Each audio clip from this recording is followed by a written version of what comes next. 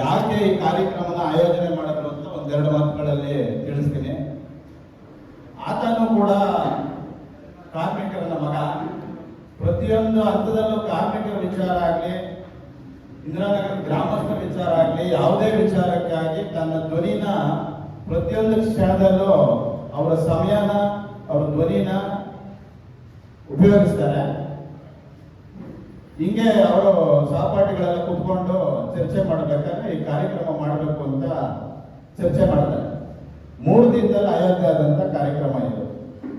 ಕಾರ್ಮಿಕರ ಮೇಲೆ ಅಷ್ಟು ಒಲವು ಆತನಿಗೆ, ಅವರ ಚಿಂತನೆಗಳು ಹಾಗೂ ಕಾರ್ಮಿಕರ ಹಕ್ಕೊತ್ತಾಯಗಳು ಎಲ್ಲದರ ಬಗ್ಗೆ ಈ ಸಮಾರಂಭದ ಉದ್ದೇಶಿಸಿ 4 ಮಾತಾಡಬೇಕು ಅಂತ ಕೋರುತ್ತೇನೆ. ಇಂದಿರಾನಗರದ ಎಲ್ಲ ನನ್ನ ಗ್ರಾಮಸ್ಥರ ಕುಲಬಂಧವರೇ, ಈ ಒಂದು ಕಾರ್ಮಿಕ ದಿನಾಚರಣೆಗೆ ಆಗಮಿಸಿರ್ತಕ್ಕಂಥ ಎಲ್ಲ ಬಂಧುಗಳೇ, ಇವತ್ತು ವಿಶ್ವ ಕಾರ್ಮಿಕ ದಿನಾಚರಣೆ ಅಂತ ಈ ಪ್ರಪಂಚದಾದ್ಯಂತ ಏನು ಆಚರಣೆ ಮಾಡ್ತಾ ಇದ್ದಾರೆ. ಈ ಒಂದು ಕಾನ್ಸೆಪ್ಟ್ ಶುರುವಾದದ್ದು ಮೊದಲಿಗೆ ಅಮೇರಿಕಾದಲ್ಲಿ 1879ರಲ್ಲಿ ಈ ಒಂದು ಚಿಂತನೆ ನಮಗೆ ಪ್ರಾರಂಭ ಆಯಿತು. ಅಲ್ಲಿಂದ ಪ್ರಾರಂಭವಾದಂಥ ಈ ಒಂದು ಚಿಂತನೆ ನಂತರ ರಷ್ಯಾಗೆ ವ್ಯಾಪಿಸಿತು. ರಷ್ಯಾದ ನಂತರ ಭಾರತದಲ್ಲೂ ವ್ಯಾಪಕವಾಗಿ ಹೋರಾಟಗಳು ನಡೆದು 1891ರಲ್ಲಿ ಮೊದಲಿಗೆ ಮಹಾತ್ಮ ಜ್ಯೋತಿರಾವ್ ಬಾಪುಲೆಯವರು ಈ ಒಂದು ವಿಚಾರವನ್ನು ಪ್ರಸ್ತಾಪ ಮಾಡ್ತಾರೆ. ಕಾರ್ಮಿಕರು ನಿರಂತರವಾಗಿ ದುಡಿತಾ ಇರ್ತಕ್ಕಂಥ ಇದನ್ನು ವಿರೋಧ ಮಾಡಿ ಅಂದಿನ 2ನೇ ಚಾರ್ಲ್ಸ್, ಲಂಡನ್ನ 2ನೇ ಚಾರ್ಲ್ಸ್ ಅವರ ಹತ್ರ ಮೊದಲಿಗೆ ಮನವಿ ಸಲ್ಲಿಸ್ತಾರೆ.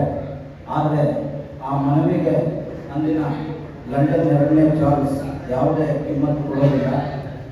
ಆ ಒಂದು ಚಿಂತನೆಯನ್ನು ಮತ್ತೆ ಸಾಕಾರಗೊಳಿಸಿದ್ದು ಮಹಾತ್ಮ ಜ್ಯೋತಿರಾವ್ ಬಾಪುಲೆಯವರ ಆದರ್ಶಗಳನ್ನು ಗುರಿಯಾಗಿಸಿಕೊಂಡು ಹೋರಾಟಕ್ಕೆ ಇಳಿದಂಥ ಡಾಕ್ಟರ್ ಬಾಬಾ ಸಾಹೇಬ್ ಅಂಬೇಡ್ಕರ್ ಅವರು 1931ರ 2ನೇ ದುಂಡು ಮೇಲಿನ ಸಭೆಯಲ್ಲಿ 3ನೇ ಚಾರ್ಲ್ಸ್ ಅವರ ಹತ್ರ ಈ ವಿಚಾರವನ್ನು ಪ್ರಸ್ತಾಪ ಮಾಡಿ ನಿರಂತರವಾಗಿ ದುಡಿತಕ್ಕಂಥ ಕಾರ್ಮಿಕರಿಗೆ ವೇತನ ಸಹಿತ ರಜೆ ನೀಡಬೇಕು, ಮಹಿಳೆಯರಿಗೆ ವೇತನ ಸಹಿತ ಹೆರಿಗೆ ರಜೆ, ಹೆರಿಗೆ ಭತ್ಯೆ, ಹಾಗೆ ಕಾರ್ಮಿಕ ಕಾಯ್ದೆಯನ್ನು ರೂಪಿಸೋದಕ್ಕೆ ಒಂದಷ್ಟು ಅಂಶಗಳನ್ನು ಒಳಗೊಂಡು ಒಂದಷ್ಟು ಬರಹಗಳನ್ನು ವಿವರವಾಗಿ, ವಿಸ್ತಾರವಾಗಿ, ವಿಸ್ತೃತವಾಗಿ ರೂಪುಗೊಳಿಸಿದರು. ತದನಂತರ ಸ್ವತಂತ್ರ ಭಾರತದಲ್ಲಿ ಮೊದಲಿಗೆ ಈ ಒಂದು ಕಾಯ್ದೆ ರೂಪುಗೊಳ್ಳೋದಕ್ಕೂ ಸಹ ಡಾಕ್ಟರ್ ಬಾಬಾ ಸಾಹೇಬ್ ಅಂಬೇಡ್ಕರ್ ಅವರೇ ಕಾರಣೀಭೂತರಾಗಿದ್ದು ನಾವೆಲ್ಲ ಹೆಮ್ಮೆ ಪಡಬೇಕಾದಂಥ ವಿಷಯ. ಆದರೆ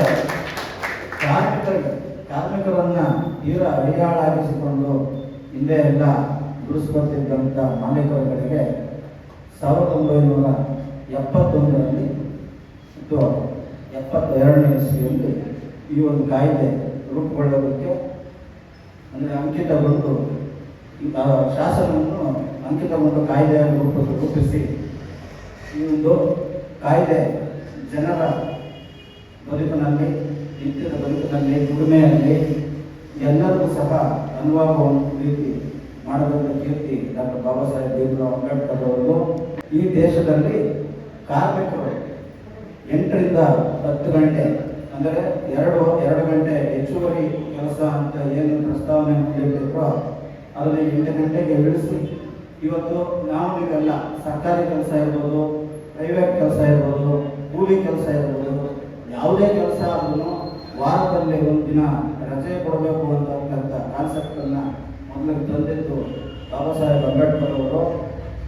ಮಹಿಳೆಯರಿಗೆ ಅಪಾರವಾದಂಥ ಅವಕಾಶಗಳನ್ನು ಕಾರ್ಮಿಕ ನೀತಿ ರೂಪಿಸುವಾಗಲೇ ಸಾಕಷ್ಟು ಒಕ್ಕಣೆಗಳನ್ನು ಬರೆದಿದ್ರು. ಆದರೂ ಇಂದಿಗೂ ಸಹ ಅಲ್ಲಲ್ಲಿ ಕಾರ್ಮಿಕರ ಮೇಲೆ ನಿತ್ಯ ದೌರ್ಜನ್ಯ, ದಬ್ಬಾಳಿಕೆಗಳು ನಡೀತಾನೆ ಇರ್ತವೆ. ಯಾರ ಮಾಲೀಕರು ತಮ್ಮ ಕಾರ್ಮಿಕರನ್ನು ಅಡಿಯಾಳುಗಳಾಗಿಸಿಕೊಂಡು ಅಥವಾ ಒಂದು ವರ್ಗದ ಅಧಿಕಾರಿ ವರ್ಗ ತಮ್ಮ ಕೆಳದರ್ಜೆಯ ನೌಕರರನ್ನ ಅಡಿಯಾಳುಗಳ ರೀತಿಯ ನೋಡಿಕೊಂಡು ಇವತ್ತೂ ಸಹ ಒಂದು ದರ್ಪ ಚಲಾಯಿಸ್ತಾ ಇದ್ದಾರೆ. ಈಗಲೂ ಸಹ ಕಾರ್ಮಿಕರು ಒಗ್ಗಟ್ಟಾಗಿ ಹೋರಾಟ ಮಾಡದೇ ಇರೋದೇನೆ ಈ ದರ್ಪಕ್ಕೆ, ಈ ದೌರ್ಜನ್ಯಕ್ಕೆ ಕಾರಣ. ನಾವು ನೀವೆಲ್ಲ ಬಾಬಾ ಸಾಹೇಬ್ ಅಂಬೇಡ್ಕರ್ ಅವರನ್ನ ನೆನೆಸ್ಕೋಬೇಕು. 1931ರಲ್ಲಿ 2ನೇ ತುಂಡು ಮೇಲಿನ ಸಭೆಯಲ್ಲಿ ಬಾಬಾ ಸಾಹೇಬರು ಬರೆದಂತ ಒಂದೆರಡು ಸಾಲುಗಳನ್ನ ಹೇಳ್ತೀನಿ. ನನ್ನ ದೇಶದ ಜನ, ಅಡಿಯಾಳಾಗಿ ದುಡಿತಾ ಇರ್ತಕ್ಕಂಥ ನನ್ನ ದೇಶದ ಜನರನ್ನ ಜೀತ ಪದ್ಧತಿಯಿಂದ ವಿಮುಕ್ತಿಗೊಳಿಸಿ 2ನೇ ಚಾನ್ಸ್ ಅವ್ರಿಗೆ ವಿವರವಾಗಿ ಬರೆದವರು ಸಹ ಯಾವುದೇ ರೀತಿ ಪ್ರಯೋಜನ ಆಗಿರಲಿಲ್ಲ. ಅದೇ ಬಾಬಾ ಸಾಹೇಬ್ ಭೀಮ್ರಾವ್ ಅಂಬೇಡ್ಕರ್ ಅವರು ಕಾನೂನು ಸಚಿವರಾಗಿದ್ದಾಗ ಈ ಎಲ್ಲ ಅಂಶಗಳನ್ನ ಸಾಕಾರಗೊಳಿಸಿ ಕಾರ್ಮಿಕರಿಗೆ ಅನುಕೂಲ ಕಲ್ಪಿಸಿಕೊಟ್ರು. ಇದನ್ನ ಯಾರು ಇಲ್ಲಿರ್ತಕ್ಕಂಥ ಯಾರಿಗೂ ಸಹ ಈ ವಿಚಾರಗಳು ಬಹುಶಃ ಗೊತ್ತಿರುತ್ತಿಲ್ಲ. ಕಾರಣ ಏನು ಅಂದ್ರೆ ನಾವು ಬಾಬಾ ಸಾಹೇಬ್ರನ್ನ ಆಳುವಾಗ ಅಧ್ಯಯನ ಮಾಡಲಿಲ್ಲ. ಅದೇ ನಮಗೆ ವಿಚಾರಗಳ ಕೊರತೆ ನಾವು ನೀವು ಎದುರಿಸೋದಕ್ಕೆ ಕಾರಣ. ಬಂಧುಗಳೇ, ಕಾರ್ಮಿಕ ನೀತಿಯನ್ನ ರೂಪಿಸತಕ್ಕಂಥ ಸಂದರ್ಭದಲ್ಲಿ ಸಾಕಷ್ಟು ಅಡೆತಡೆಗಳು ಎದುರಾದರೂ ಸಹ ಯಾವುದಕ್ಕೂ ಜಗ್ಗದೆ ಎಲ್ಲ ರೀತಿಯ ಕಾನೂನುಗಳನ್ನ ಮಾರ್ಪಾಟುಗಳನ್ನು ಮಾಡಿ ಕಾರ್ಮಿಕರಿಗೆ ಅನುಕೂಲ ಕಲ್ಪಿಸಿಕೊಟ್ಟರು. ಇಂದು ವಿಶ್ವ ಕಾರ್ಮಿಕ ದಿನಾಚರಣೆ ದೇಶಾದ್ಯಂತ ಸಡಗರದಿಂದ ಸಂಭ್ರಮದಿಂದ ಆಚರಣೆ ಮಾಡಬೇಕಾದಂಥ ನಾವು ನೀವು ಕಾರ್ಮಿಕರ ದಿನಾಚರಣೆಗೆ ಒಂದು ರಜೆಯನ್ನು ಘೋಷಿಸಿ ಕಾರ್ಮಿಕರ ಬಹುಪಾಲು ಹಕ್ಕುಗಳನ್ನ ಕೇಳದೇ ಇರತಕ್ಕಂಥ ಸ್ಥಿತಿಯನ್ನ ನಿರ್ಮಾಣ ಮಾಡಿದೆ ಆಳುವಂತ ಸರ್ಕಾರಗಳು. ಅದು ಯಾವುದೇ ಸರ್ಕಾರಗಳಾಗಲಿ. ಯಾಕೆ ಈ ರೀತಿ ಮಾಡ್ತೇವೆ ಅಂತಂದ್ರೆ, ಮನುಷ್ಯ ಈ ಭೌತಿಕ ದಾರಿದ್ರ್ಯವನ್ನ ಜೀವಮಾನಗಳಿಗೆ ಹೊಂದಿರಬೇಕು ಅನ್ನೋದು ಕೆಲವು ಆಳುವರ್ಗದ ನಾಯಕರ ಚಿಂತನೆ. ಕಾರಣ ಏನು ಅಂದ್ರೆ, ನಾವು ನೀವೆಲ್ಲ ಬುದ್ಧಿವಂತರಾಗೋದ್ರೆ ಆಳುವಂತ ಜನರಿಗೆ ಯಾವುದೇ ರೀತಿ ಕೆಲಸ ಇರೋದಿಲ್ಲ. ಕಾರಣ ನಾವು ಪ್ರಶ್ನೆ ಮಾಡ್ತೀವಲ್ಲ, ನಮ್ಗೆ ಇಂಥ ಕಾನೂನು ಇದೆ, ನಮಗೆ ಕೊಡಿ ಅಂತ ಕೇಳ್ತೀವಲ್ಲ, ಅದು ಆಳುವ ವರ್ಗದ ಅಧಿಕಾರಿಗಳಿಗೆ ಅಥವಾ ರಾಜಕಾರಣಿಗಳಿಗೆ, ದೇಶದ ಚುಕ್ಕಾಣಿಯಲ್ಲಿರ್ತಕ್ಕಂಥ ಯಾವುದೇ ಹಂತದ ನಾಯಕರು ಇರ್ಬೋದು. ಆದರೆ ನಾವು ಅದನ್ನೆಲ್ಲ ಮೆಟ್ಟಿ ನಿಂತು ನೋಡಿ, ಇವತ್ತು ಈ ಸಭೆ, ಈ ಸಮಾರಂಭವಾಗಿ ಮಾರ್ಪಾಟಾಗೋದಕ್ಕೆ ಆಗಲೇ ನಿರೂಪಣೆ ಮಾಡ್ತಿದ್ದಂಥ ಶಿವರು ಹೇಳಿದಂಗೆ 3 ದಿನದಲ್ಲಿ ಈ ಸಮಾರಂಭ ರೂಪಿಸಿದ್ದು. ಈ 3 ದಿನದಲ್ಲಿ ಇಷ್ಟು ಜನ ಬಂದಿದ್ದೀರಿ. ಮುಂದಿನ ವರ್ಷ ಈ ಸಭೆ ದೊಡ್ಡ ಮಟ್ಟದಲ್ಲಿ ಆಯೋಜನೆ ಮಾಡಿ ನಾವೆಲ್ಲ ಈ ಕೂತಿರ್ತಕ್ಕಂಥ ನೀವು ಕಾರ್ಮಿಕ ನೀತಿಯ ಬಗ್ಗೆ, ಕಾರ್ಮಿಕ ಕಾಯ್ದೆಯ ಬಗ್ಗೆ, ಕಾರ್ಮಿಕರಿಗೆ ಇರ್ತಕ್ಕಂಥ ಸೌಲಭ್ಯದ ಬಗ್ಗೆ, ಕಾರ್ಮಿಕರಿಗೆ ಇರ್ತಕ್ಕಂಥ ಸರ್ಕಾರಿ ಸವಲತ್ತುಗಳ ಬಗ್ಗೆ, ಕಾರ್ಮಿಕರಿಗೆ ಇರ್ತಕ್ಕಂಥ ಕಿಟ್ಗಳ ಬಗ್ಗೆ, ಒಬ್ಬ ದಿನಚರಿ ಮಾಡ್ತಕ್ಕಂಥವ್ರು, ಒಬ್ಬ ಕಾರ್ಯಕೆಲಸ ಮಾಡ್ತಕ್ಕಂಥವ್ರು, ಒಬ್ಬ ನೀರು ಸರಬರಾಜು ಮಾಡ್ತಕ್ಕಂಥವ್ರು, ಒಬ್ಬ ಕಾರ್ಪೆಂಟರ್ ಕೆಲಸ ಮಾಡ್ತಕ್ಕಂಥವ್ರು, ಒಬ್ಬ ಬಣ್ಣ ಹೊಡೆಯುವಂಥ ಕೆಲಸಗಾರರು ಸೇರಿದಂತೆ ಪೌರ ಕಾರ್ಮಿಕರು, ಕಸ ಕೊಡುವವರು, ಇನ್ನಿತರೆ ಎಷ್ಟೋ ಹಸಿ ಕೆಲಸ ಮಾಡ್ತಕ್ಕಂಥವ್ರು ಎಲ್ಲರೂ ಸಹ ಕಾರ್ಮಿಕರೇ. ಇಲ್ಲಿ ಒಂದು ಕಟ್ಟಳೆಯನ್ನ ತಮಗೆ ತಾವೇ ಸ್ವಯಂ ಮಾಡಿಕೊಟ್ಟಿದ್ದಾರೆ ಕೆಲವರು. ಪೌರ ಕಾರ್ಮಿಕರು ಅಂದಾಕ್ಷಣ ನಾವು ನಗರಸಭೆ ವ್ಯಾಪ್ತಿಗೆ, ಪುರಸಭೆ ವ್ಯಾಪ್ತಿಗೆ, ಮಹಾನಗರ ಪಾಲಿಕೆ ವ್ಯಾಪ್ತಿಗೆ ಒಳಪಡ್ತಕ್ಕಂಥ ಕಾರ್ಮಿಕರು ಅಂತೇಳಿ ಪೌರ ಕಾರ್ಮಿಕರ ದಿನಾಚರಣೆ ಅಂತ ಸೆಪ್ಟೆಂಬರ್ 23ಕ್ಕೆ ಆಚರಣೆ ಮಾಡ್ತಾರೆ.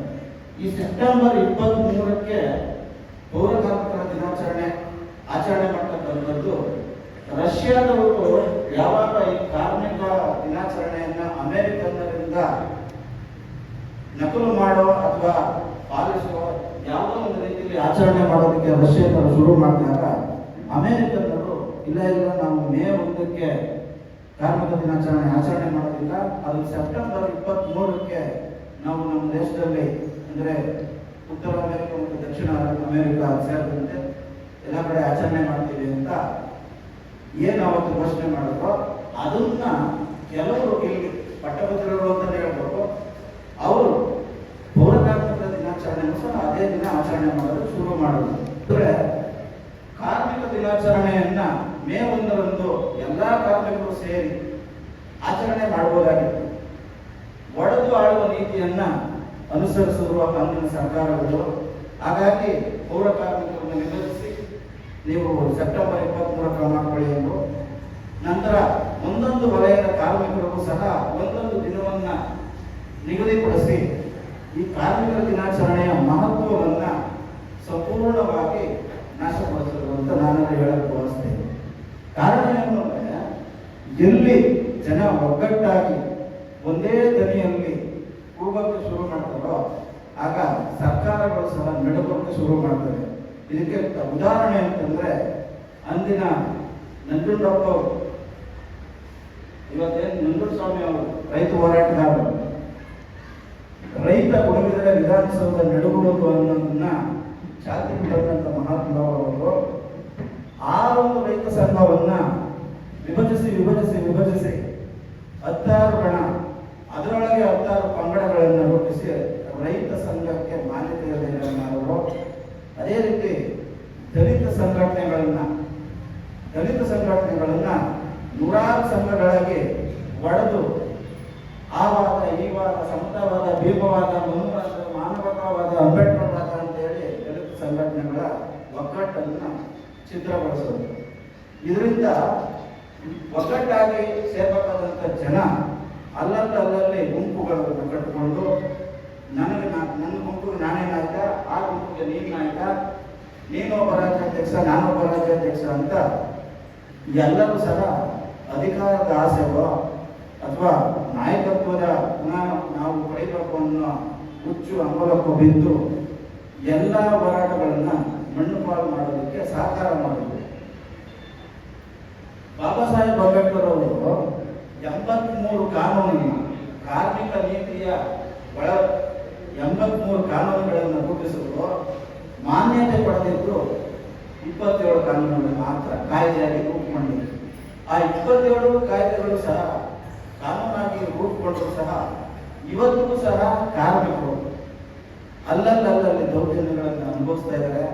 ನೀವು ಇವತ್ತು ಯಾವ್ದಾದ್ರು ಗಾರ್ಮೆಂಟ್ಸ್ಗೆ ಹೋದ್ರೆ ಆ ಗಾರ್ಮೆಂಟ್ಸ್ ಅಲ್ಲಿ ತೀರಾ ಹೀನಾಯವಾಗಿ ನಡೆಸ್ಕೊತಾರೆ.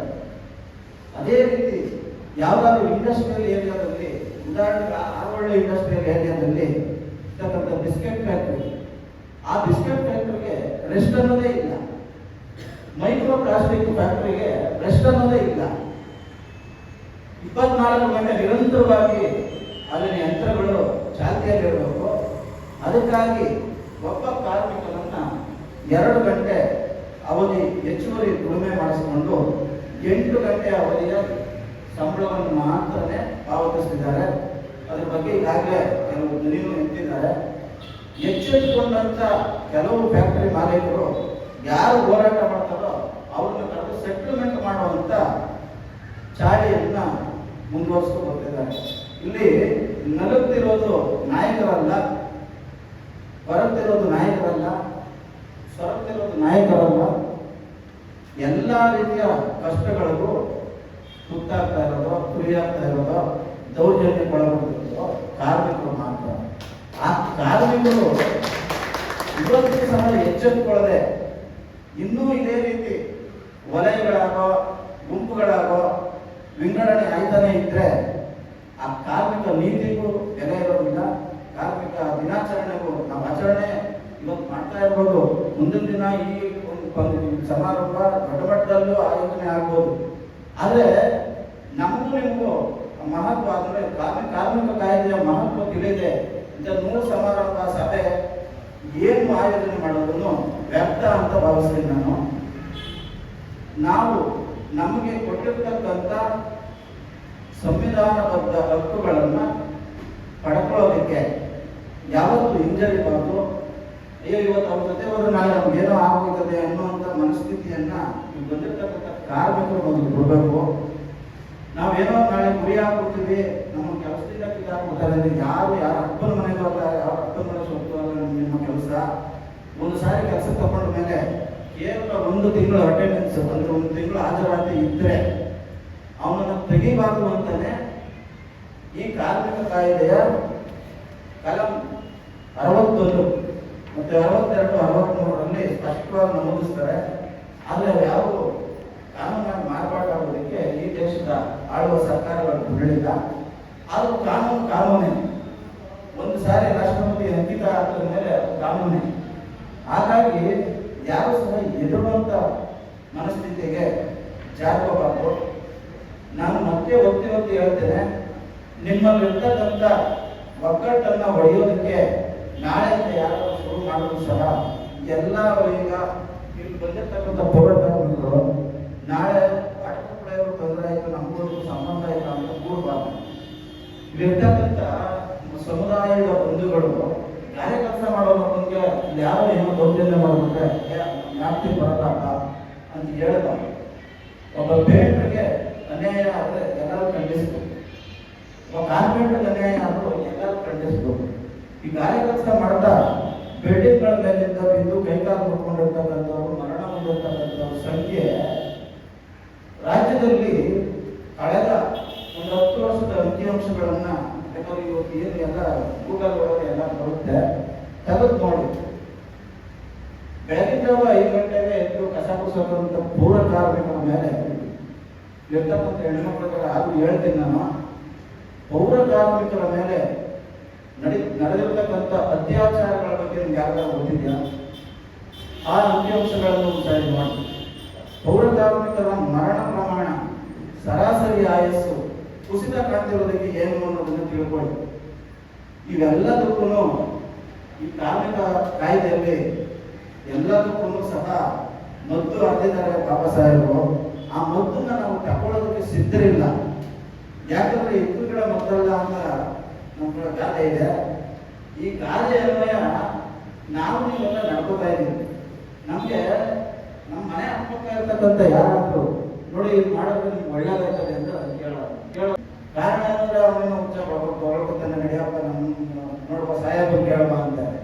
ಆ ಸಾಹೇಬ ಹೇಳ್ತಾನೆ, ಅಯ್ಯಯ್ಯ ನೀನು ಅವಮಾನ ಕೇಳ್ಕೊಂತ ಹೋಗ್ತೀನಿ, ನಾಳೆ ಗೊತ್ತಾಗತ್ತೆ ನಿಮ್ಗೆ ಕೆಲಸನೇ ಮಾಡ್ತದಲ್ಲಪ್ಪ, ಬೇಡ ಅವನ ಸಂಘ ನಿನಗೆ, ನೀನು ಸಂಬಳ ಬೇಡ ಬೇಡ ಅಂತಾರೆ. ನಮ್ಮ ಜನ ಏನು ಅಂದ್ರೆ ಆ ತಿಂಗಳೆಲ್ಲ ಕೂರಿಸ್ಕೊಂಡು 12ರಿಂದ 15 ಸಾವಿರ ಸಂಬಳ ಕೊಡ್ತಾರಲ್ಲ, ಆ ಸಂಬಳಕ್ಕೆ ಜೋತು ಬಿದ್ದಿರ್ತಕ್ಕಂಥ ಜನಾಂಗ ಒಟ್ಟಾರೆ ಕಾರ್ಮಿಕರು. ನಮ್ಮ ಜನಾಂಗ ಅಷ್ಟೇ ಅಲ್ಲ, ಎಲ್ಲ ಜನಾಂಗದ ಕಾರ್ಮಿಕರು. ಈ ಕಾರ್ಮಿಕರ ಮನಸ್ಥಿತಿ ಮೊದಲು ಬದಲಾಗಬೇಕು. ಈ ದೇಶದ ಸರ್ವೋಚ್ಚ ನ್ಯಾಯಾಲಯ 1968ರಲ್ಲಿ ಒಂದು ತೀರ್ಪು ಕೊಟ್ಟಿತ್ತು. ಆ ತೀರ್ಪಿನ ಸಾರಾಂಶ ಏನ್ ಹೇಳ್ತದೆ ಅಂದ್ರೆ, ಎಲ್ಲೂ ಸಹ ಅವತ್ತಿಗೆ ಗುತ್ತಿಗೆ ಅನ್ನೋ ಪದ್ಧತಿನೇ ಇರಲಿಲ್ಲ. ಕರೆದು ಕೆಲಸ ಕೊಡೋದು, ಪರ್ಮನೆಂಟ್ ಮಾಡೋದು, ಅದು ಕಾಯಂ ಮಾಡೋದು. ಈ ದೇಶ ಬೆಳೀತಾ ಬೆಳೀತಾ, ಜನಾಂಗ ಬೆಳೀತಾ ಬೆಳೀತಾ, ವಲಯಗಳನ್ನು ವಿಸ್ತರಿಸಿ ಅಥವಾ ಈ ಕಾರ್ಮಿಕ ನೀತಿಯನ್ನು ಸಂವಿಧಾನದಲ್ಲಿ ಸಂವಿಧಾನಬದ್ಧವಾದಂಥ ಮೀಸಲಾತಿಯನ್ನ ತೆಗೆದುಹಾಕುವಂಥ ಹುನ್ನಾರವನ್ನು ಕೆಲವು ಏನು ಈ ಕೆಲಸ ಕಾರ್ಯಗಳನ್ನ ಖಾಸಗೀಕರಣ ಮಾಡೋದು. ಆ ಖಾಸಗೀಕರಣ ಮಾಡೋವಾಗೂ ಸಹ ಆ ಖಾಸಗೀಕರಣದಲ್ಲೂ ಸಹ ಮೀಸಲಾತಿ ಕೊಡಬೇಕು ಅಂತ ಅವಶ್ಯ ಇತ್ತು.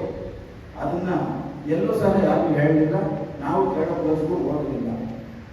ಇವೆಲ್ಲ ನಿಮ್ಗೆ ಯಾಕೆ ಹೇಳ್ತಾ ಇದ್ದೀನಿ ಅಂತಂದ್ರೆ, ನೀವೆಲ್ಲ ದಿನ ಬೆಳಗ್ಗೆ ಒಬ್ರು 5 ಗಂಟೆಗೆ ಹೋಗ್ಬೋದು, ಒಬ್ರು 8 ಗಂಟೆಗೆ ಹೋಗ್ಬೋದು, 10 ಗಂಟೆಗೆ ಹೋಗ್ಬೋದು. ಆದರೆ ನಿರಂತರವಾಗಿ ಒಂದು 8ರಿಂದ 10 ಗಂಟೆ ಕೆಲಸ ಮಾಡೋದಂತ ದುಡಿಯುವ ಜೀವಿಗಳು. ನಾನು ಈ ಬ್ಯಾನರ್ಗಳು ಸಹ ಹಾಕಿದ್ದೀನಿ. ನೋಡಿ, ದುಡಿಯುವ ಜೀವಿಗಳ ನೋವನ್ನು ಆಲಿಸೋಣ ಬನ್ನಿ ಒಂದು ಕಡೆ, ಕಷ್ಟಜೀವಿಗಳ ಜೊತೆಗೆ ಸದಾಕಾಲ ನಿಲ್ಲೋಣ, ಎಲ್ಲ ನೊಡಗೂಡಿ ದೇಶ ಕಟ್ಟೋಣ, ಸದೃಢತೆಯ ಸೊಬಗಿನೊಡನೆ ಅಂತ ಹಾಕಿದ್ದೀನಿ. ಸದೃಢವಾದಂಥ ದೇಶ ನಿರ್ಮಾಣ ಮಾಡಬೇಕು ಅಂತಂದ್ರೆ ಕಾರ್ಮಿಕ ವಲಯ ಬಹಳ ಗಟ್ಟಿಯಾಗಿದೆ. ಈ ಕಾರ್ಮಿಕ ಇಲ್ಲದೆ ಒಬ್ಬ ಮನುಷ್ಯ ಮಾಲೀಕನಾಗೋದಕ್ಕೆ ಸಾಧ್ಯನೇ ಇಲ್ಲ. ಕಾರ್ಮಿಕ ಇದ್ರೆ ಮಾಲೀಕನಿದ್ರೆ ಕಾರ್ಮಿಕ. ಆ ಎರಡು ಒಡಂಬಡಿಕೆಯ ನಡುವೆ ವಿಶ್ವಾಸಾರ್ಹವಾದಂಥ ಬೆಳವಣಿಗೆ ಆಗುತ್ತೆ. ನಮ್ಮಲ್ಲಿ ಇವತ್ತು ಕಾರ್ಮಿಕ ಕೀಳಾಗಿ, ಮಾಲೀಕ ಮೇಲಾಗಿ ಕಾಣ್ತಾ ಇದ್ದಾರೆ. ಅವನಿಗೆ ಅವನದೇ ಆದಂಥ ಮಹತ್ವ ಇರಬಹುದು, ಅದರ ಕಾರ್ಮಿಕರಿಗೂ ಸಹ ಅವರದ್ದೇ ಆದಂಥ ಮಹತ್ವ ಇದೆ. ಆ ಮಹತ್ವವನ್ನ ಮಣ್ಣು ಪಾಲು ಮಾಡುವಂಥ ಕೆಲಸಕ್ಕೆ ಯಾರು ಸಹ ಕೈ ಹಾಕಬಾರದು. ಇದು ರಾಜಕೀಯ ಸಮಾವೇಶ ಅಲ್ಲ, ಜನಾಂಗದ ಸಮಾವೇಶ ಅಲ್ಲ. ಹಾಗಾಗಿ ಕೆಲವು ವಿಚಾರಗಳನ್ನ ಅಡಿಮೆಟ್ಟುಕೊಳ್ಬೇಕಾಗಿರುವ ಸಂದರ್ಭ. ಈ ಗ್ರಾಮಸ್ಥರ ಸಹಯೋಗದಲ್ಲಿ ಇಲ್ಲಿರ್ತಕ್ಕಂಥ ಎಲ್ಲ ವರ್ಗದ ಕಾರ್ಮಿಕರನ್ನ ಗೌರವಪೂರ್ವಕವಾಗಿ ನಡೆಸ್ಕೋಬೇಕು ಅಂತ ಆತುರಾತುರದಿಂದ ಕಾರ್ಯಕ್ರಮ ನಿರ್ಮಾಣ ಮಾಡೋದು ಆಯೋಜನೆ ಮಾಡೋದು ಸಹ ಅರ್ಥಪೂರ್ಣವಾಗಿ ನೀವೆಲ್ಲ ಇಲ್ಲಿ ಸೇರಿರ್ತಕ್ಕಂಥದ್ದು ನಿಮ್ಮ ಆಯೋಜನೆಗೆ ನೀವೆಲ್ಲ ಬಲ ತುಂಬಿದ್ದೀರಿ ಅಂತ ನಾನು ಭಾವಿಸ್ತೇನೆ. ಇವತ್ತು ಈ ಗ್ರಾಮಸ್ಥರ ಸಮ್ಮುಖದಲ್ಲಿ ಏನು ಈ ದುಡಿಯುವ ಜೀವಿಗಳ ಪೈಕಿ ಎಲ್ಲರೂ ಅಂದರೆ ಕೆಲವರಿಗಷ್ಟೇ ಆಯ್ಕೆ ಮಾಡಿದ್ದೀವಿ. ಮುಂದಿನ ವರ್ಷದಿಂದ ಇನ್ನೂ ಈ ಒಂದು ಸಂಖ್ಯೆ ದ್ವಿಗುಣ ತ್ರಿಗುಣ ಏನಾಗುತ್ತೆ ಯಾರು ಸಹ ಅನ್ಯತಾ ಭಾವಿಸಬಾರ್ದು. ಅದೇನು ಅವ್ರ ಮಾತ್ರ ಕೆಲಸ ಮಾಡಿದ್ರೆ ನಾವು ಮಾಡಲ್ವಾ, ನಮ್ಮನ್ನ ಯಾಕೆ ಬೇರೆ ಕಲಿಯಲಿಲ್ಲ ಅಂತ ಭಾವಿಸಬಾರ್ದು. ತಪ್ಪಾಗಿ ಅವರು ಆ ಕೆಳಗೆ ಕೂತಿರ್ತಕ್ಕಂಥವ್ರು ನಮ್ಮ ಪ್ರತಿನಿಧಿಯಾಗಿ ಅವ್ರು ಹೋಗವ್ರೆ. ಆ ಸನ್ಮಾನಕ್ಕೆ ನಾನು ಸಹ ಯೋಗ್ಯನೇ, ಅವ್ರಿಗೆ ಮಾಡಿರ್ತಕ್ಕಂಥ ಸನ್ಮಾನನೇ ನನಗೂ ಸಹ ಸಂದಿದೆ ಅಂತ ನೀವೆಲ್ಲ ಭಾವಿಸ್ಕೋಬೇಕು. ಯಾಕೆ ಅಂತಂದ್ರೆ ನೀವೆಲ್ಲ ದುಡಿದು ಸವೆದು ಸರಬೋಗಿದ್ದೀರಿ. ಇವತ್ತು ಪೌರ ಕಾರ್ಮಿಕರು ತೀರಾ ಮೊನ್ನೆ ಜನವರಿಯಲ್ಲಿ ಒಬ್ಬರು ಡೆತ್ ಆದರು, ಮಾರ್ಚಲ್ಲಿ ಮತ್ತೊಬ್ಬರು ಡೆತ್ ಆದರು. ಕಾರಣ ಏನಂತಂದ್ರೆ ಇವರು ಯಾರು ಸಹಾಯ ವಹಿಸಲ್ಲ. 40 ವರ್ಷದ ಆಜುಬಾಜಿನ ವಯಸ್ಸಿನ ಕಾರ್ಮಿಕರು, ಪೌರ ಕಾರ್ಮಿಕರು ಅಕಾಲಿಕ ಮರಣಕ್ಕೆ ತುತ್ತಾದರು. ಈ ಅಕಾಲಿಕ ಮರಣಕ್ಕೆ ತುತ್ತಾದಂಥ ಪೌರ ಕಾರ್ಮಿಕರ ಕುಟುಂಬದ ಕಷ್ಟ ಕಾರ್ಪಣ್ಯಗಳನ್ನ ಯಾರು ಸಹ ಇಲ್ಲಿವರೆಗೂ ಕೇಳಲಿಲ್ಲ. ಕಾಟಾಚಾರಕ್ಕೆ ಅಧಿಕಾರಿಗಳು ಅಥವಾ ಇರ್ತಕ್ಕಂಥ ಸಂಘಟನೆಯ ಪ್ರಮುಖರ ಒತ್ತಡಕ್ಕೋ ಬಂದು ಒಂದಷ್ಟು ಸಾಂತ್ವನದ ನುಡಿ ಹೇಳಿದ್ದನ್ನು ಬಿಟ್ರೆ ಯಾವುದೇ ರೀತಿಯ ಸೌಲಭ್ಯಗಳನ್ನು ಕಲ್ಪಿಸೋದಕ್ಕೆ ಮುಂದೆ ಬಂದಿಲ್ಲ. ಇದು ವಿಷಾದ ಅಲ್ವಾ? ಒಂದು ಜೀವಕ್ಕೆ ಬೆಲೆ ಇಲ್ವಾ? ಒಬ್ಬ ಮನುಷ್ಯನ ಪ್ರಾಣ, ಇಲಿ, ಹೆಗ್ಗಣ, ಮೊಲ, ಕಪ್ಪೆ, ಹಾವು ಅಲ್ಲಿ ಯಾವ ಪ್ರಾಣಕ್ಕೆ ಸಮನಾಗಿ ಭಾವಿಸಿರ್ತಕ್ಕಂಥ ಅಧಿಕಾರಿಗಳ ಬಗ್ಗೆ ನಾನು ಪ್ರಶ್ನೆ ಕೇಳ್ತಿದ್ದೀನಿ. ಪೌರ ಕಾರ್ಮಿಕರ ಜೀವಕ್ಕೆ ಬೆಲೆ ಇದೆಯೋ ಇಲ್ಲವೋ? ನಾಳೆ ತಾವು ಪತ್ರಕರ್ತರು ಅದನ್ನು ಸವಿಸ್ತರವಾಗಿ ಕೇಳುವಂಥದ್ದನ್ನಾರು ತಾವು ಮಾಡಬೇಕು. ಅಧಿಕಾರಿಗಳ ಇಬ್ಬಗೆಯ ನೀತಿಯಿಂದ ಕೆಲವು ಕಾರ್ಮಿಕರು, ಅದನ್ನು ನಾನು ಹೇಳ್ತೀನಿ, ಕಾರ್ಮಿಕರ ದಿನಾಚರಣೆ ದಿನ ಹೇಳ್ಬೋದೇ ಇರೋದು, ಬಕೆಟ್ ಹಿಡಿಯುವ ಸಂಸ್ಕೃತಿಗೆ ಜೋತು ಬಿದ್ದಿರ್ತಕ್ಕಂಥ ಕಾರ್ಮಿಕರಿಗೆ ಒಂದಷ್ಟು ಅವಕಾಶಗಳು ಲಭಿಸ್ತವೆ.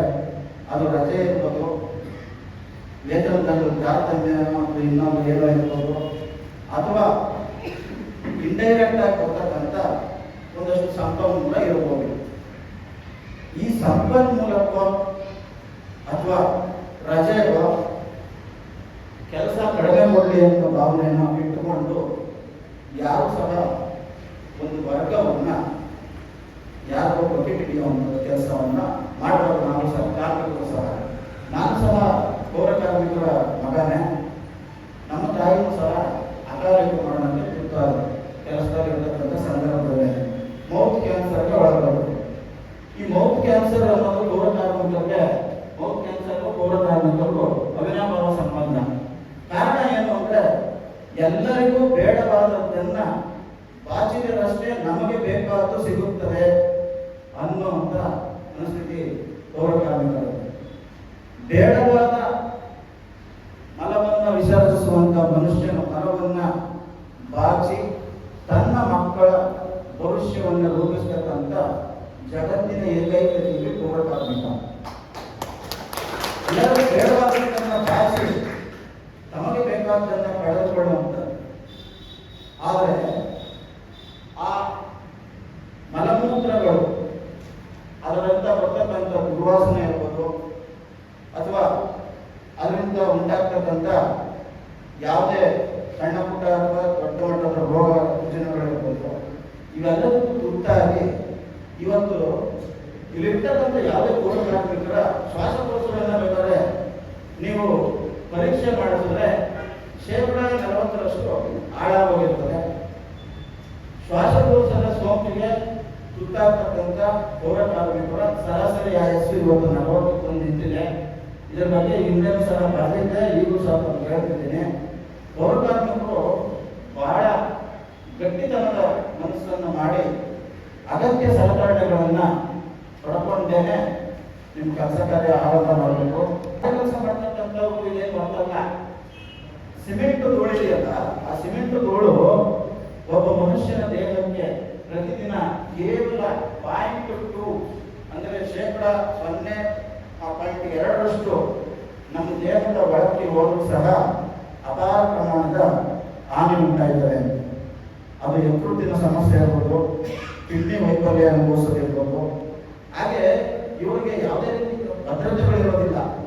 ಇವತ್ತು ಯಾವುದೋ ಈ ಕಟ್ಟಡ ಕಾರ್ಮಿಕರು ಕೂತಿದ್ದಾರೆ, ವಿಕಾಸ ಕಟ್ಟಡ ಕಾರ್ಮಿಕರ ಸಂಘದ ಉಪಾಧ್ಯಕ್ಷರು, ಇಂಥ ಹಲವಾರು ಕಾರ್ಮಿಕ ಸಂಘಟನೆಗಳು ಇರ್ಬೋದು, ಕಾರ್ಯಕರ್ತರು, ಯಾರು ಇವ್ರು ಯಾರು ಸಹ ಇಂಥ ಒಂದು ದಿನ ಮೇ 1ನೇ ತಾರೀಕು ಕಾರ್ಮಿಕ ದಿನಾಚರಣೆ ಬನ್ನಿ ನಿಮ್ಗೆ 4 ಕಾರ್ ಹಾಕ್ತೀವಿ, 4 ಮಾತಾಡ್ತೀವಿ, ಏನೋ ನಮ್ಮ ಕೈಲಾಗಿದ್ದು ಅನ್ನ ಸ್ವೀಟು ಏನೋ ಹಾಕ್ತೀವಿ, ತಿನ್ನಿ ನಡೀಲಿ ಅಂತ ಹೇಳೋದಕ್ಕಷ್ಟೇ ಸೀಮಿತವಾಗಿದ್ದೀವಿ. ನಾವು ಇಲ್ಲ ಕೇಳೋದಕ್ಕೆ ನೀವು, ಹೇಳೋದಕ್ಕೆ ನಾವು ಅನ್ನೋದಕ್ಕೆ ಸೀಮಿತವಾಗಿದ್ದೀವಿ. ಈ ಕಟ್ಟಡ ವಿಕಾಸ ಕಾರ್ಮಿಕರ ಸಂಘ ಇದೆಯಲ್ಲ, ಕಟ್ಟಡ ಕಾರ್ಮಿಕರ ನೋಂದಣಿ ಮಾಡಿಸುವಂತ ಸಂದರ್ಭದಲ್ಲಿ ನಕಲಿ ಕಾರ್ಮಿಕರು ಹೆಚ್ಚಿದ್ದಾರೆ. ನಮ್ಮ ಕನಕಪುರ ತಾಲೂಕಲ್ಲಿ ನನಗೆ ಗೊತ್ತಿರೋಕ್ಕೆ ಇದ್ರೆ ಹೆಚ್ಚುವರಿ ಅಂತಂದ್ರೆ ಹೆಚ್ಚೆಚ್ಚು ಅಂತಂದ್ರೆ ಒಂದು 5,000-6,000 ಕಾರ್ಮಿಕರು ಇರ್ಬೋದು.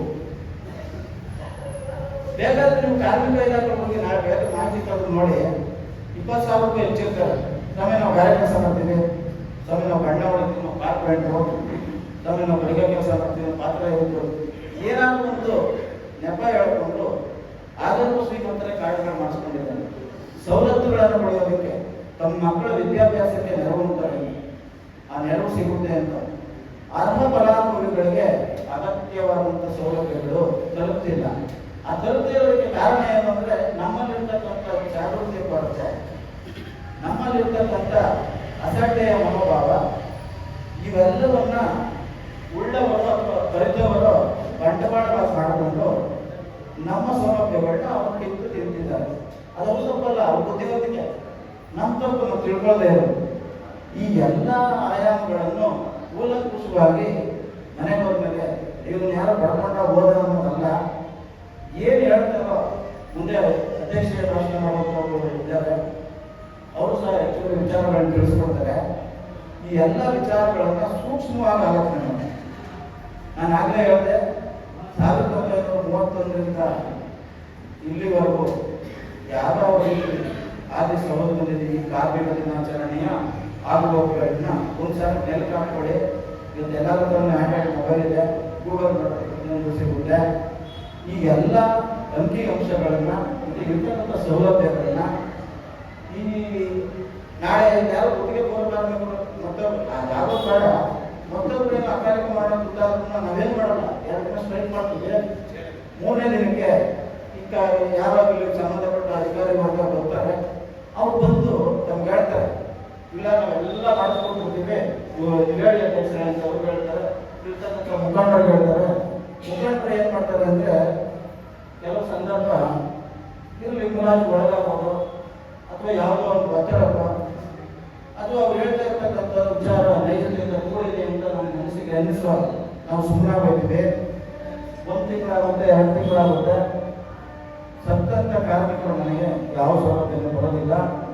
ಆ ಸೌಲಭ್ಯಗಳನ್ನು ನಾವು ಇವತ್ತು ಸಹ ಹೋರಾಟ ಮಾಡಿ ತಗೋಬೇಕಾಗ್ತಕ್ಕಂಥದ್ದು ನಾಚಿಕೆಗೇಡಿನ ಸಂಗತಿ. ಈ ದೇಶದಲ್ಲಿ ಬಲಿಷ್ಠವಾದ ಕಾನೂನು ಇತ್ತು, ಬಲಿಷ್ಠವಾದ ಸಂವಿಧಾನ ಇತ್ತು. ಹೋರಾಟ ಮಾಡಿ ಎಲ್ಲ ಹಕ್ಕುಗಳನ್ನು ಪಡ್ಕೋಬೇಕು ಅಂತಂದ್ರೆ ನಮ್ಮ ದೇಶದ ಸಂವಿಧಾನಕ್ಕೆ ನಮ್ಮದೇ ದೇಶದಲ್ಲಿ ಏನಾದ್ರು ಮೌಲ್ಯಯುತವಾದಂಥ ಸ್ಥಾನ ಇದೆಯಾ ಅಂತ ನಾವು ನೀವು ಯೋಚನೆ ಮಾಡಬೇಕಾಗುತ್ತೆ. ನಾನು ಮತ್ತೆ ಹೇಳ್ತೀನಿ, ಮೌಲ್ಯಯುತವಾದಂಥ ಸ್ಥಾನ ಸಂವಿಧಾನಕ್ಕೆ ದೇಶದಲ್ಲಿ ಇದೆಯಾ ಇಲ್ವಾ ಅಂತ ನಾವು ನೀವು ಆಲೋಚನೆ ಮಾಡಬೇಕು. ಕಾರಣ ಏನಂದ್ರೆ, ನಾನು ಆಗಲೇ ಹೇಳಿದೆ, ಒಡೆದು ಗುಂಪುಗಳನ್ನ ಒಟ್ಟಾಗಿರ್ತಕ್ಕಂಥ ಗುಂಪನ್ನ ಒಡೆದು ಚಿತ್ರ ಮಾಡ್ತಾರೆ. ಆ ಚಿತ್ರ ಬಂದಂತ ಸಣ್ಣ ಸಣ್ಣ ಗುಂಪುಗಳು ರಾಜಕಾರಣಕ್ಕೋ ಅಥವಾ ಅಧಿಕಾರಿಗಳ ಮುಲಾಜಿಗೋ ಮತ್ತೊಂದಕ್ಕೋ ಒಳಪಟ್ಟು ಯಾವುದೇ ರೀತಿಯ ಹೋರಾಟಗಳಿಗೂ ತೊಡಗಿಸಿಕೊಳ್ಳದೆ ಒಂದು ಓದು ಅನ್ನುವಂಥ ವಿಚಾರಗಳನ್ನು ಮಾತ್ರ ಮುಂದಿಟ್ಟುಕೊಂಡು ಹೋರಾಟ ರೂಪಿಸುವಂಥ ವ್ಯವಸ್ಥೆಯಲ್ಲಿ ನಾವು ನೀವು ಜೀವಿಸ್ತಾ ಇದ್ದೀವಿ. ನಾವು ನೀವು ಜೀವಿಸ್ತಾ ಇದ್ದೀವಿ ಅಂತ ನಾನು ಹೇಳ್ತೇನೆ. ಒಂದು ವೇಳೆ ನೋಡಿ, ನಾನು ಮತ್ತೆ ಹೇಳ್ತೀನಿ, ಬಲಿಷ್ಠವಾದ ಕಾನೂನು ಇರ್ತಕ್ಕಂಥ ದೇಶದಲ್ಲಿ ಇರ್ತಕ್ಕಂಥ ನಾವು ಕಾರ್ಮಿಕ ಕಾಯ್ದೆ ಬಗ್ಗೆ ಅಪಾರವಾದ ಜ್ಞಾನವನ್ನು ಪಡೆಯಬೇಕು. ಅಗತ್ಯವಿದ್ದರೆ ಯಾವುದೇ ಸಂದರ್ಭದಲ್ಲಿ ಒಂದಷ್ಟು ಜನ ಸಣ್ಣ ಸಣ್ಣ ಗುಂಪಾಗಿ ಬಂದು ಸರಿ, ಒಟ್ಟಾಗಿ ಬಂದು ಸರಿ, ಅಂಥ ಸಂದರ್ಭದಲ್ಲಿ ಅದನ್ನು ಬೇರೆ ಬರ್ತಕ್ಕಂಥ ಎಲ್ಲ ಮುಖಂಡರು ಸೇರಿದಂಗೆ ನನ್ನನ್ನು ಒಳಗೊಂಡಂಗೆ ವಿಚಾರ ತಿಳಿಸ್ಕೊಡ್ತೀವಿ. ನಮಗೆ ಗೊತ್ತಿರೋಷ್ಟು ತಿಳಿಸ್ಕೊಡ್ತೀವಿ. ಅಗತ್ಯವಿದ್ದರೆ ನಿಮ್ಮ ನೆರವು ನೀಡ್ತೀವಿ. ಇದು ರಾಜಕಾರಣ ಅಲ್ಲ, ರಾಜಕಾರಣ ಮಾಡೋದು ಇಲ್ಲ. ಹಾಗಾಗಿ ನೀವೆಲ್ಲ ಯಾವುದೇ ನಿರ್ಭೀತಿಯಿಂದ ನಾಳೆಯಿಂದ ಪ್ರಶ್ನೆ ಮಾಡೋದು ನಾವು ಕಲಿಯಿರಿ. ದಯವಿಟ್ಟು ನಾವು ಕಾರ್ಮಿಕರು ನಮ್ಗಿರ್ತಕ್ಕಂಥ ಸವಲತ್ತು ಏನೇನಿದೆ ತಿಳಿಸ್ಕೊಡಿ. ನೀವು ಕಚೇರಿಗೆ ಹೇಳಿದ್ರು ಅವರು ಅರಿವಿನ ಕಾರ್ಯಕ್ರಮವನ್ನ ಮಾಡ್ಕೊಡ್ಬೇಕಾಗುತ್ತೆ. ಅದನ್ನು ಮಾಡ್ತಾ ಇಲ್ಲ. ಈ ಕಟ್ಟಡ ಕಾರ್ಮಿಕರ ಸಂಘ ಏನಿದೆ, ಕಾರ್ಮಿಕ ಇಲಾಖೆಗೆ ಹೋಗಿ ನೀವು ಕೇಳಿದ್ರೆ ಏನೇನು ಸೌಲಭ್ಯ ಇದೆ ಅಂತ ಗೊತ್ತಾಗುತ್ತೆ. ಈ ಬಡಾವಣೆಯಲ್ಲಿ ಸಾಕಷ್ಟು ಜನ ವಿಧಾನಸಭೆ ಕೆಲಸ ಮಾಡ್ತಕ್ಕಂಥ ಕಾರ್ಮಿಕರಿದ್ದಾರೆ.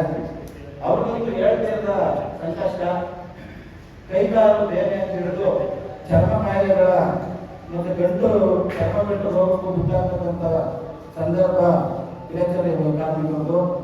ಸರಾಸರಿ 13 ಕೋಟಿ ರೂಪಾಯಿನ ಔಷಧಿ ಹಂಚಿದ್ದೀವಿ ಅಂತ ದುಡ್ಡನ್ನು ಮಾತ್ರ ಬಾಚ್ಕೊತಾ ಇದ್ದಾರೆ. ನಾನಂತೂ ಯಾವ ಕಾರ್ಮಿಕರಿಗೂ ಯಾವ ಔಷಧಿ ಕೊಟ್ಟಿದ್ದು ನೋಡಲಿಲ್ಲ. ವಿಧಾನಸಭೆ ಕಾರ್ಮಿಕರಿಗೆ ಅದೊಂದು ವಿಶೇಷವಾದ ಔಷಧಿಯಿಂದ ಹಿಂದೆನೆ ರಾಜ್ಯ ಮತ್ತು ಕೇಂದ್ರ ಸರ್ಕಾರದ ಒಡಂಬಡಿಕೆಯಲ್ಲಿ 60-40 ಅನುಪಾತದ ಅಡಿಯಲ್ಲಿ ಒಂದಷ್ಟು ಕಾಯಿಲೆಗೆ ಸಂಬಂಧಪಟ್ಟಂತ, ಚರ್ಮ ರೋಗಕ್ಕೆ ಸಂಬಂಧಪಟ್ಟಂತ ಔಷಧಿಗಳನ್ನು ವಿತರಣೆ ಮಾಡೋಕ್ಕೆ ಅವಾಗಲೇ ಸಾಕಷ್ಟು ಏನು ಯೋಜನೆಗಳನ್ನು ರೂಪಿಸಿದ್ರು. ಆ ಯೋಜನೆಗಳು ಪುಸ್ತಕದಲ್ಲಿ ಮಾತ್ರ ಗಟ್ಟಿಯಾಗಿದೆ, ವಾಸ್ತವವಾಗಿ ಟೊಳ್ಳಾಗಿದೆ. ಟೊಳ್ಳೋದಕ್ಕಿಂತ ಇಲ್ಲವೇ ಇಲ್ಲ ಅಂತಾನು ಹೇಳ್ಬೋದೇನೋ. ಇದೇನಪ್ಪ ಮಾತಾಡುವ ಅಂತ ಏನದು, ನಿಮ್ಗೇನು ಸೆಟ್ಲ್ ಮಾಡ್ಕೊತೀವಿ, ನಾವೊಂದಷ್ಟು ನುಂಗಿದ್ದೀವಿ. ಅದು ನುಂಗಿರ್ತಕ್ಕಂಥದ್ದು ನಾವೇನು ಕಪ್ಪಸತ್ತು ಆಗಲ್ಲ. ಏನೋ ನಾವೊಂದಷ್ಟು ಉಳಿಸ್ಕೊಂಡಿದ್ದೀವಿ, ಆ ಉಳಿಸ್ಕೊಂಡಿರೋದು ನಿಮ್ಗೊಂದಷ್ಟು ಕೊಡ್ತೀವಿ ಅಂತ. ನಾವು ಹೋರಾಟಗಾರರು ಏನು ಮಾಡ್ತೀವಿ ಅಂದರೆ, ನಮಗೂ ಅಗತ್ಯ ಇರ್ತದೆ, ಹಲವಾರು ಅಗತ್ಯ. ಆ ಅಗತ್ಯಗಳನ್ನ ಪೂರೈಸಿಕೊಳ್ಳೋದಕ್ಕೋ ಮತ್ತೊಂದಕ್ಕೋ ಗಂಟು ಬಿದ್ದು ನಾವು ಸಹ ಆ ಹೋರಾಟನ ಅಲ್ಲಿಗೆ ಮುಗಿಸ್ತೀವಿ. ಇದು ನಿಜವಾದ ಈ ಕಾರ್ಮಿಕ ಕಾಯ್ದೆ ಬಗ್ಗೆ ನಿಜವಾದ ಜ್ಞಾನ ಇರ್ತಕ್ಕಂಥದ್ದು ನಮಗೂ ಎಲ್ಲರೂ. ಹಾಗಾಗಿ ದಯಮಾಡಿ ಎಲ್ಲರೂ ಕಾರ್ಮಿಕ ದಿನಾಚರಣೆಯ ಮಹತ್ವವನ್ನು ತಿಳಿಯಲಿ.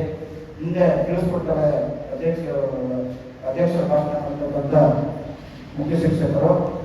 ಬಂಧುಗಳೇ, ನನ್ನ ವೇದಿಕೆ ಕರೆದು ಮಾತನಾಡೋದಕ್ಕೆ ಅವಕಾಶ ಮಾಡಿಕೊಟ್ಟಂತ ಎಲ್ಲರಿಗೂ ವಂದಿಸುತ್ತಾ ನನ್ನ ಮಾತನ್ನು ಮುಗಿಸ್ತೇನೆ. ಜೈ ಹಿಂದ್, ಜೈ ಕರ್ನಾಟಕ.